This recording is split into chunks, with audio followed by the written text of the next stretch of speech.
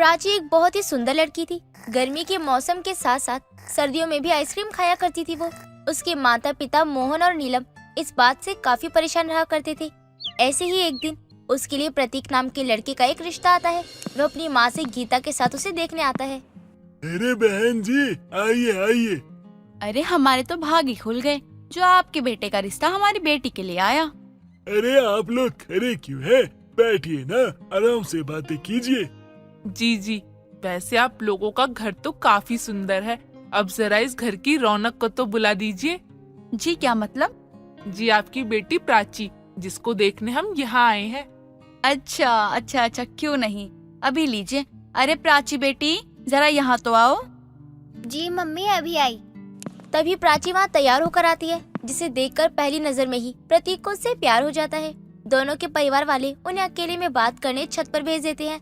वहाँ जाकर प्रतीक पूछता है, जी आपको खाने में क्या क्या पसंद है? जी मुझे तो वैसे बहुत सी चीजें पसंद है, लेकिन आइसक्रीम मुझे सबसे ज्यादा पसंद है। वैसे खुद भी तो आइसक्रीम की तरह लग रही है, दूध जैसी गोरी। अरे कहाँ खो गए? हाँ, कहीं नहीं, वो तो मैं बस ये सोच रहा था कि आप जब हंसती हो ना तो कितनी प्यारी लगती हो। दोनों के माता पिता एक दूसरे को मिठाई खिलाकर रिश्ता पक्का कर देते हैं और कुछ ही दिनों में उन दोनों की शादी हो जाती है। शादी के बाद सब कुछ सही चल रहा था, लेकिन उसकी आइसक्रीम खाने की लत बिल्कुल भी कम नहीं होती, बल्कि वो और ज्यादा आइसक्रीम खाने लगती थी। कभी मैंगो, कभी बटर स्कॉच, कभी वनीला, तो कभी चॉकलेट, तो कभी कुछ तो कभी कुछ। ऐसे ही वक्त बीता जाता है। ऐसे ही एक दिन उसकी सास गीता अपनी बहू से कहती है, अरे बहू, ये तो तू पूरा दिन बस आइसक्रीम क्यों खाती रहती है? घर में बाकी चीजें भी तो रखी हैं खाने को। माँ जी, है तो सही, लेकिन आइसक्रीम से ज्यादा अच्छी कोई चीज नहीं है। तुझे पता भी है इसे खाने से क्या क्या नुकसान होते हैं? माँ जी, आप नुकसान क्यों देख रही हैं? ये सोचिए ना, बनाने वाले ने भी क्या चीज बनाई है। खाते ही ऐसा लगता है जैसे स्वाद के एवरेस्ट पर चढ़ गए हो। हाँ, जब जुकाम, सर्द और मोटापा बढ़ेगा ना, तब पता चलेगा तुझे। माँ जी, तब का तब देखेंगे। मैं तो इस दुनिया में आइसक्रीम खाने के लिए ही आई हूँ। जब तक जिंदा हूँ आइसक्रीम ही खाती रहूंगी। ये बात कहकर प्राची वहाँ से चली जाती है। हे भगवान, क्या करूँ मैं इसका? यूं ही चलता रहा तो इसे शुगर हो जाएगा, इसके दांत भी सड़ जाएंगे सारे। गीता अपनी बहू को आए दिन बहुत समझाती है, लेकिन प्राची उसकी एक बात नहीं सुनती और न ही उसकी एक बातों पर भी ध्यान देती थी, और वो अपनी सास की सभी बातों को इग्नोर करके आइसक्रीम खाना जरूरी समझती थी। वक्त बीतता है, धीरे धीरे प्राची के दांतों में झिनझिनाहट होना शुरू हो जाती है और उसकी बॉडी में शुगर लेवल बढ़ने लगता है। तब भी वो आइसक्रीम खाना बंद नहीं करती है। ऐसे ही एक दिन, प्राची, ये सब क्या है? तुम अपनी तरफ देखो तो कितनी मोटी हो गई हो तुम। प्रतीक, तुम और तुम्हारी माँ भी ना मेरे पीछे ही पड़े रहते हो बस। अरे इतने से मोटापे से क्या हो गया ऐसा? ओहो, तुम तो नाराज हो गई मेरी गोलगप्पा। क्या बोला तुमने? गोलगप्पा? मैं गोलगप्पा नहीं, आइसक्रीम हूँ, आइसक्रीम। अच्छा बाबा, ठीक है, लेकिन जो तुम खाती रहते हो 24 घंटे, इसे थोड़ा कम कर दो, वरना डायबिटीज हो सकती है। मुझे ना कुछ नहीं होगा प्रतीक, आप खामखा ही डर रहे हैं। अच्छा बाबा, ठीक है। अच्छा सुनो, मैं ऑफिस जा रहा हूँ। प्रतीक अपने ऑफिस चला जाता है। दोपहर में जब वो आइसक्रीम खाते हुए सीढ़ियों से नीचे उतर रही होती है, तभी अचानक से उसे चक्कर आ जाते हैं और वो सीढ़ियों से नीचे गिर जाती है। उसकी सास उसे इस हालत में देखकर घबरा जाती है और तुरंत उसे हॉस्पिटल लेकर जाती है। वह अपने बेटे को फोन करके उसे अपने पास बुलाती है। वहीं डॉक्टर उसकी जांच पड़ताल करके पट्टी करने के बाद उनसे मिलते हैं। डॉक्टर, मेरी पत्नी ठीक तो है ना? जी, दरअसल इनका शुगर लेवल काफ़ी ज़्यादा बढ़ गया है, जिसके चलते इनकी बॉडी में इंसुलिन की मात्रा काफ़ी कम है, जिस वजह से इनको अचानक चक्कर आ गए थे और उनका पैर फिसल गया। मुझे एक बात बताइए, ये रोज़ ऐसा क्या खाती है? जी दरअसल ये बहुत ज्यादा आइसक्रीम खाती है, या यूं कहिए कि इसे आइसक्रीम के अलावा कुछ और खाती ही नहीं है। शायद इनकी आइसक्रीम खाने की लत ही इनकी हाई शुगर का कारण बन गई है। अगर आप इन्हें सही सलामत देखना चाहते हैं तो आपको इनकी आदत छुड़वानी पड़ेगी। जी डॉक्टर साहब। इसके बाद प्रतीक अपनी बीवी प्राची से मिलने उसके पास जाता है। हाँ जी, अब भी क्या आइसक्रीम खाने का मन कर रहा है आपका? बोलो। प्रतीक बताओ ना, डॉक्टर ने क्या कहा है? क्या हुआ है मुझे? देखा प्राची, मैं तुम्हें मना किया करता था ना, लेकिन तुमने मेरी कोई बात नहीं मानी। अब देखो, आइसक्रीम तो छोड़ो, तुम तो मीठा भी नहीं खा पाओगी अब। शुगर की बीमारी हो चुकी है तुम्हें। क्या? अरे प्राची, अब रोने का कोई फायदा नहीं है। हमने कितना समझाया था तुम्हें। जब तुम मानी ही नहीं तो हम क्या कर सकते हैं। नहीं, मैं इस बात को लेकर नहीं रो रही हूँ कि मुझे शुगर हो गया है, बल्कि इसलिए रो रही हूँ कि मुझे अब कभी आइसक्रीम खाने को नहीं मिलेगी। हे भगवान, क्या करूं मैं इस पागल का। प्रतीक अपनी बीवी को घर ले आता है। ऐसे ही समय बीतता है। प्राची अपनी आइसक्रीम खाने की लत को छोड़ने की बहुत कोशिश करती है। साथ ही साथ शुगर को कंट्रोल करने के लिए डेली एक्सरसाइज करने लगती है। धीरे धीरे उसका मोटापा और शुगर लेवल काफी कम हो जाता है। ऐसे ही एक दिन उसे पता चलता है कि वो प्रतीक के बच्चे की माँ बनने वाली है। वो ये खुशखबरी प्रतीक को बताती है। प्रतीक, मैं आपको एक बात बताना चाहती हूँ। हाँ कहो प्राची, क्या बात है। जी, बहुत जल्द हम दोनों पापा मम्मी बनने वाले हैं और माँ जी दादी बनने वाली है। क्या तुम सच कह रही हो? हाँ प्रतीक, मैं 4 वीक से प्रेग्नेंट हूँ। ओ प्राची, ओ प्राची, ओ प्राची, ओ प्राची, तुम्हें पता है तुमने मुझे कितनी बड़ी खुशी दी है। अरे आज मैं बहुत खुश हूँ। आज तुम माँ बनने वाली हो। मैं तो पूरे ऑफिस में ना मिठाई बंटवाऊंगा। अरे माँ कहाँ हो आप? माँ को बता के आता हूँ। वह बात जानकर अपनी माँ को बताता है, जिसके बाद गीता उन दोनों की नजर उतारती है। ऐसे ही 7 महीने बीत जाते हैं। एक रात जब प्रतीक अपनी बीवी के साथ घर वापस आ रहा होता है, तब अचानक उनका एक बहुत बड़ा और खतरनाक एक्सीडेंट हो जाता है। लोगों द्वारा उन्हें पास के हॉस्पिटल में ले जाया जाता है, जहाँ प्रतीक को जल्दी ही होश आ जाता है और डॉक्टर से अपनी बीवी के बारे में पूछने लगता है। डॉक्टर, मेरी पत्नी वो कैसी है? नहीं प्रतीक, आपकी वाइफ प्राची के प्रेग्नेंट होने के कारण इनकी हालत बहुत ज़्यादा सीरियस है। और तो और शुगर की प्रॉब्लम के कारण इनकी ब्लीडिंग रुक ही नहीं रही है। तो डॉक्टर आप कुछ कीजिए ना डॉक्टर। कब तक आप लोग हाथ पे हाथ धरे खड़े रहोगे? बचा लीजिए उसे। ऐसी बात नहीं है। दरअसल हमें प्राची की प्री मैच्योर डिलीवरी करनी होगी। ऑपरेशन में हम सिर्फ किसी एक की जान बचा पाएंगे और हम किसी फैमिली मेंबर के सिग्नेचर के बिना ये ऑपरेशन नहीं कर सकते। वह तुरंत उन पेपर्स पर साइन कर देता है और डॉक्टर्स तुरंत ऑपरेशन करना शुरू कर देते हैं। वहीं माँ गीता भी हॉस्पिटल पहुँच जाती है। 4 घंटे के ऑपरेशन के बाद डॉक्टर बाहर आकर कहते हैं, मुबारक हो, आपको एक बहुत ही सुंदर सी बेटी हुई है और आपकी वाइफ भी बिल्कुल ठीक है। आप कुछ देर बाद उनसे मिल सकते हैं। कुछ देर बाद प्रतीक अपनी बेटी को गोद में लिए प्राची से मिलने उसके पास जाता है। अपनी बच्ची को देखकर प्राची की आंखें आंसू से भर जाती है। प्रतीक बच्ची को अपनी पत्नी की गोद में देता है। मुझे माफ कर दे मेरी बच्ची, मेरी वजह से आज तुझे जिंदगी की मौत की लड़ाई लड़नी पड़ी। But mama promise you baby, अब वो आपको कभी भी कोई तकलीफ नहीं होने देंगी। सभी परिवार वाले मिलकर नन्ही परी का स्वागत करते हैं। साथ ही अब प्राची अपनी आइसक्रीम खाने की आदत को भी हमेशा के लिए त्याग देती है और अपनी बेटी का और अपने परिवार का पूरा ख्याल रखती है। सब मिलकर साथ में खुशी खुशी रहने लगते हैं। रजनी रात के 2 बजे रसोई में खाना बना रही होती है। तभी उसका पति अजय रसोई में पानी लेने के लिए आता है और उसे खाना बनाते हुए देखकर बोलता है, रजनी, तुम्हारी दिमागी हालत खराब है क्या? अगर है तो बता दो मुझे, डॉक्टर के पास लेके चलता हूँ। अभी हमारी शादी को ज्यादा समय भी नहीं हुआ है। आप रात के 2 बजे क्या बकवास कर रहे हैं? आप इतनी रात को रसोई में क्या कर रहे हैं? यही बात तो मुझे तुमसे कहनी थी, इसलिए मैं तुम्हें पागल कह रहा था। तुम रात में ठीक से खाना क्यों नहीं खाती हो, जो आधी रात को भूख लग गई? मुझे भूख नहीं लगी, बल्कि मेरा ऑनलाइन ऑर्डर आया था तो मटर पनीर की सब्जी और रोटी, तो वही बनाकर मुझे डिलीवरी करनी थी और डिलीवरी बॉय आता ही होगा। तुम क्या ये ऑनलाइन के चक्कर में पड़ी रहती हो? कुछ नहीं होने वाला इससे। बिना बात के तुम ना मेहनत कर रही हो। देखिए, कभी मेहनत से पीछे नहीं हटना चाहिए। बाकी देना ना देना से भगवान के हाथ में है। फल की चिंता करके क्या हम काम नहीं करेंगे? वैसे भी जो फल की चिंता करता है ना, उसका काम कभी जिंदगी में पूरा नहीं होता। यार, इससे बिना बात के तुम्हारी नींद खराब होती है और कुछ नहीं होता इससे। अरे ये ऑनलाइन काम करना छोड़ दो, अपने घर पे ध्यान दो। देखिए, आपको जो कहना है कहिए, लेकिन मुझे ऑनलाइन काम करने से मत रोकिए। ठीक है भाई, करो जो करना है तुमको वो करो। मुझे पानी दे दो, मैं चला सोने। जी ठीक है, मैं देती हूँ। रजनी अजय को बोतल में पानी दे देती है और वो पानी लेकर अपने कमरे में चला जाता है। कुछ देर बाद उसकी थोड़ी सी आंख लगती है। तभी रजनी उसके पास आकर बैठ जाती है तो वो डर जाता है। कौन है मेरे बगल में? कौन है? अरे आपकी वाइफ हूँ, और कौन होगा? एक लड़की से ज्यादा डरते हो आप। सो जाओ। तुम यहाँ कैसे आ गई? तुम तो रसोई में थी ना, तो फिर यहाँ कैसे आ गई? बन गया तुम्हारा खाना?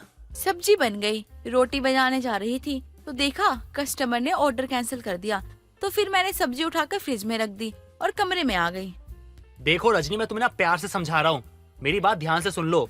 या तो अपनी ये रसोई बंद करो या मेरे कमरे को छोड़ दो। तुम्हारे कारण परेशान हो चुका हूँ मैं, चैन से सो तक नहीं पाता। ऑफिस जाने के बाद वो बॉस जीने नहीं देता और घर पे तुम। तो फिर आप भी सुन लीजिए, मैं कमरा छोड़ सकती हूँ लेकिन अपनी ऑनलाइन रसोई नहीं। एक तो वैसे ही कस्टमर ने दिमाग खराब कर दिया है, मेरी नींद खराब हो गई है और आप यहाँ की बकबक कर रहे हो। अजय और रजनी की बहस की आवाज सुनकर उसकी सास ममता वहां आ जाती है और दरवाजे का गेट बजाने लगती है। बहू, अजय बेटा, क्या हुआ?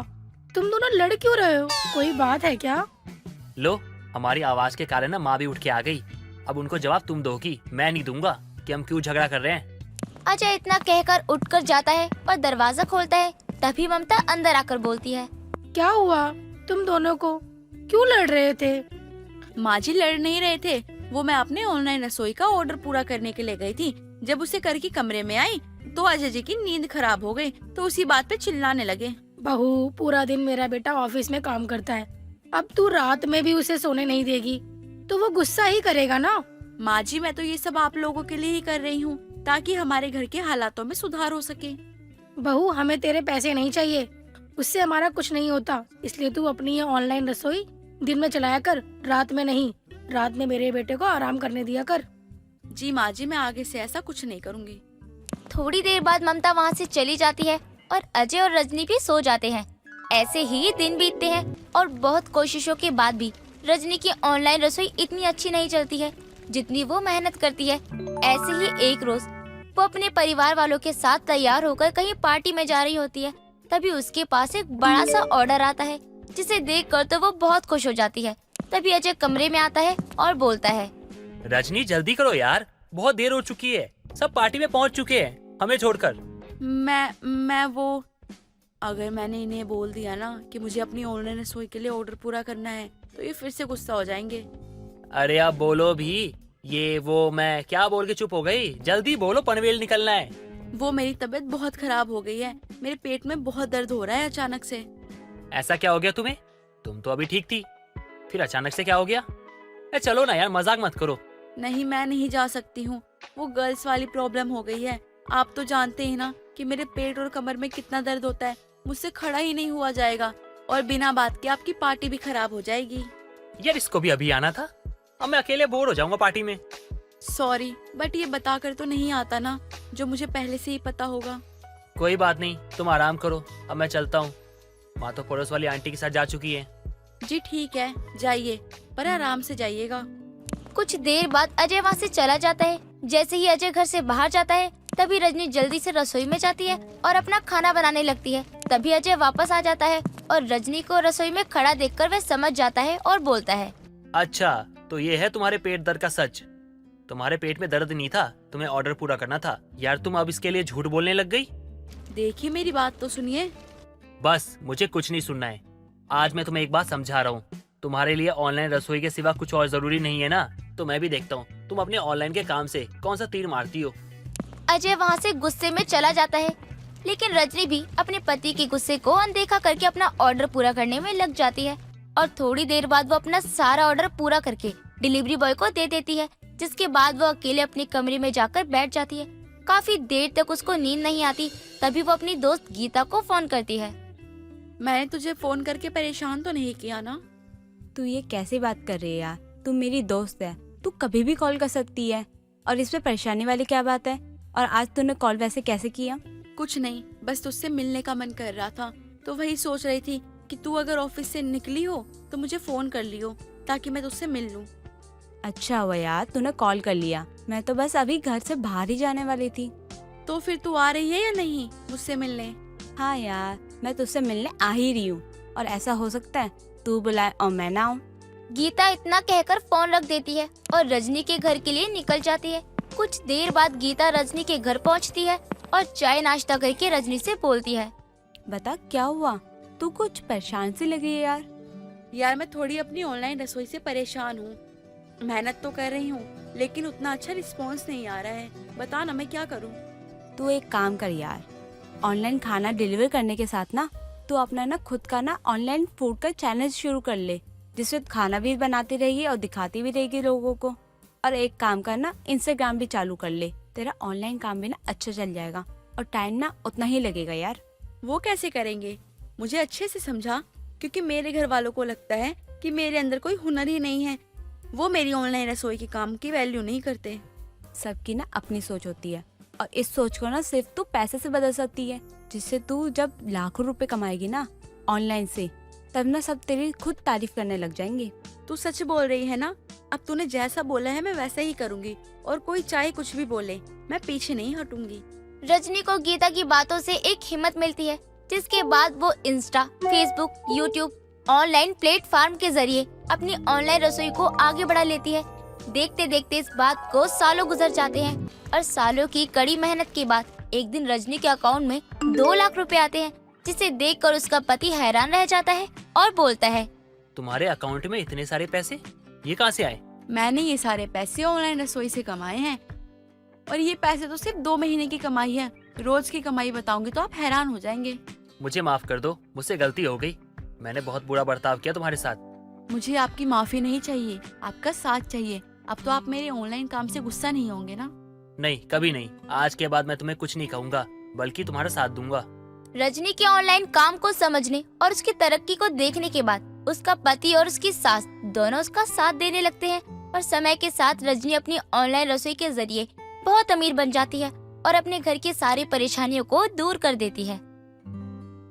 शकुंतला ने कुछ ही दिनों पहले अपने छोटे बेटे की शादी की थी, और जब से शकुंतला की छोटी बहू आई थी तब से तो शकुंतला में और भी बदलाव दिखने लगा था। जो पहले अपनी बड़ी बहू को अहमियत देती थी, अब वो उससे ढंग से बात भी नहीं करती थी। अब एक रोज कोमल अपनी सास शकुंतला से कहती है, माँ जी, कोई बात है क्या? आप आजकल मुझसे ठीक से बात ही नहीं कर रही हो। नहीं तो ऐसी कोई बात नहीं है। क्यों, तेरे मन में लड़ने का कोई विचार आ रहा है क्या? अगर किसी बात को लड़ने का मुद्दा बनाना है तो बना लेते हैं। अरे माँ जी, रहने दीजिए। दीदी को मेरे आने से दिक्कत हो रही होगी, और कुछ नहीं। मैंने तो ऐसा बिल्कुल भी नहीं कहा कि मुझे तुम्हारे आने से दिक्कत हो रही है। बहू, जा जाकर काम कर। मुझे लगता है कि तेरा लड़ने का मन कर रहा है, और अगर ऐसा है तो मुझ में अभी इतनी ताकत नहीं है कि मैं तुझसे लड़ सकूं। और छोटी बहू, तू मेरे लिए 1 कप चाय बना ले। माँ जी, मैं बना देती हूँ आपके लिए अदरक वाली चाय। नहीं, रिंकू बना लेगी। तू कोई दूसरा काम कर ले। और हाँ, मेरा ध्यान रखने के लिए रिंकू है, तो तू घर के काम को ज्यादा ध्यान से किया कर। माँ जी, आप ऐसे क्यों बोल रही हो? मुझे कुछ समझ नहीं आ रहा। कोई बात है तो बात करते हैं ना। नहीं बहू, कोई बात नहीं है। जा जाकर अपना काम कर और मुझे शांति से बैठने दे। कोमल बहुत ही सीधी थी, और जब तक रिंकू नहीं आई थी अपनी सास की खूब सेवा कर रही थी, और शकुंतला भी अपनी बड़ी बहू कोमल से कोई शिकायत नहीं करती थी। लेकिन जब से रिंकू आई तब से शकुंतला अपनी बड़ी बहू को देखना भी पसंद नहीं करती थी। एक रोज तो शकुंतला अपनी छोटी बहू की बातों में आकर अपनी बड़ी बहू को खूब सुनाती है और घर से निकल जाने को भी कहती है। तू अकेले ही खुश थी, जब से छोटी बहू आई है तो तू उसे देखना ही नहीं चाहती है। अगर तू इस घर में हम सबके साथ खुश नहीं है तो तू अभी की अभी इस घर से निकल जा। माँ, आप ये कैसी बात कर रही हो? वो घर से निकल जाएगी तो कहाँ जाएगी? कहीं भी जाए, मुझे उससे क्या। और अगर तुझे मेरी बात इतनी बुरी लग रही है, तू भी अपनी जोरू के साथ घर छोड़कर जा सकता है। ठीक है माँ, आज आपने अपने बेटे को पराया कर दिया। चलो, अच्छा है, मैं और कोमल इस घर को छोड़ के जा रहे हैं। हाँ, जाओ। कम से कम घर में शांति तो रहेगी। जी, हम कहाँ जाएंगे? माँ जी तो गुस्से में कुछ भी बोल देती है। उनकी तो आदत है, उनका गुस्सा थोड़े समय बाद शांत भी हो जाएगा। अरे नहीं, तुम दोनों जाओ। मैं पूरे होश हवास में ये बात बोल रही हूँ। तुम दोनों यहाँ से जा सकते हो।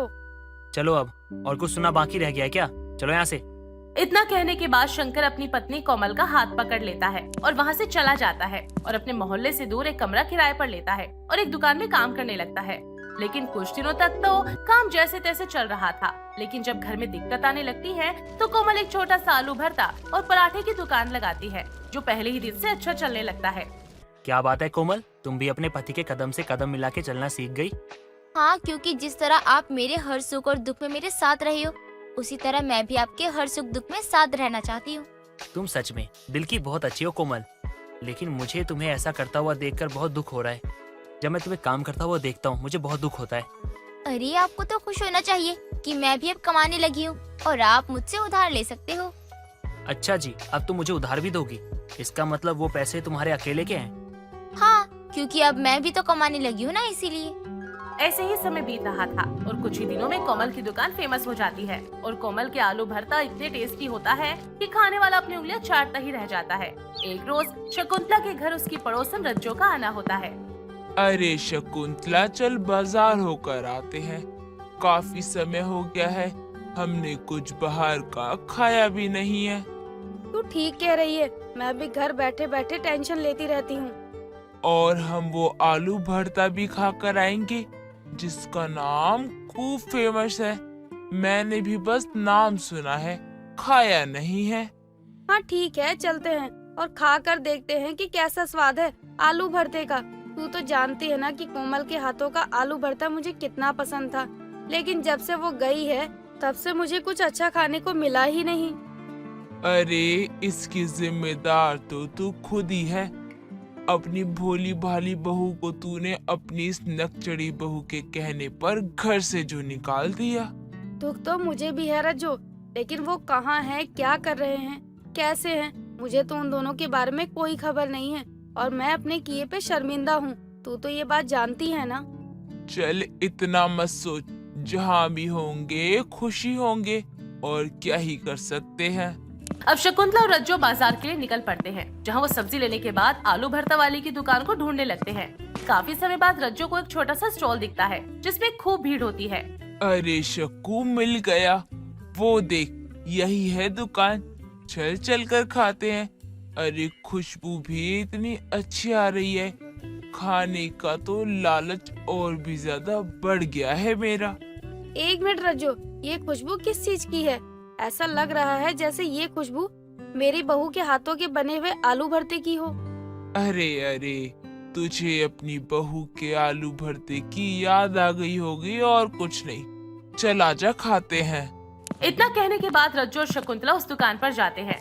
जब रज्जो 2 प्लेट आलू भरता और पराठे के लिए बोलने जाती है तो वो देखती है कि वहाँ आलू भरता कोई और नहीं बल्कि शंकर और कोमल बना रहे हैं। बोल आई ना, कितने प्लेट बोला है? अरे अरे, वो सब तो छोड़, ये आलू भरते वाली तेरी बहू निकली शकुंतला। मैं सच कह रही हूँ, अगर तुझे अभी विश्वास नहीं हो रहा तो तू अपनी आंखों से देख ले। अरे क्या तू भी मजे ले रही है? वो ना जाने कहाँ होंगे। आना इस बेंच पर बैठते हैं, थोड़ा भीड़ भी कम हो जाएगी, तब तक तो दुकानदार का ध्यान खुद ही हम पर जाएगा। मैं मजे लेने के मूड में नहीं हूँ शकुंतला, मैं सच कह रही हूँ। तुझे विश्वास नहीं हो रहा है क्या?